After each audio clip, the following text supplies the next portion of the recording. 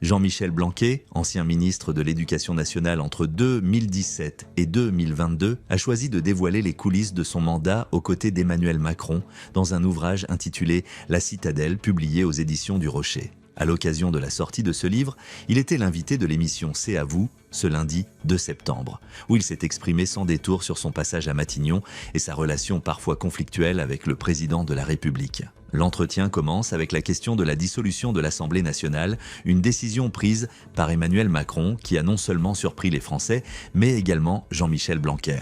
Nous devons tous, quelles que soient nos opinions, souhaiter que l'on sorte par le haut et au plus vite de cette situation. Il faut que le moment propice vienne rapidement, a-t-il déclaré avant d'ajouter « Il est clair que le président doit tenir compte du fait que les urnes ont exprimé un rejet et il doit en prendre acte.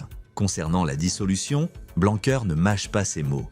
Il ne doit pas donner l'impression de nommer quelqu'un qui serait, d'une certaine manière, dépendant de lui, a-t-il affirmé, en insistant sur la nécessité de choisir une personnalité dotée d'une grande indépendance tout en étant capable de rassembler diverses forces politiques. Selon lui, Emmanuel Macron doit montrer qu'il a compris le message des Français en nommant un successeur à Gabriel Attal qui reflète cette prise de conscience. Pour Blanquer, bien que cette dissolution était en quelque sorte prévisible, elle n'aurait jamais dû se produire le soir même d'une élection. Au cours de l'émission, Anne-Elisabeth Lemoine a également lu un extrait du livre de Jean-Michel Blanquer, où ce dernier critique un pouvoir devenu de plus en plus personnel, qui n'accepte pas qu'on lui dise non, évoquant son refus de se présenter aux élections régionales face à Valérie Pécresse, malgré l'insistance du président. C'est cet épisode qui a marqué un tournant absurde à mes yeux, mais c'est ainsi que cela s'est passé, a réagi Blanquer. Tout au long de l'entretien, Jean-Michel Blanquer s'est montré particulièrement franc. Même ceux qui pourraient bien me reprocher certaines choses peuvent admettre que je suis assez direct.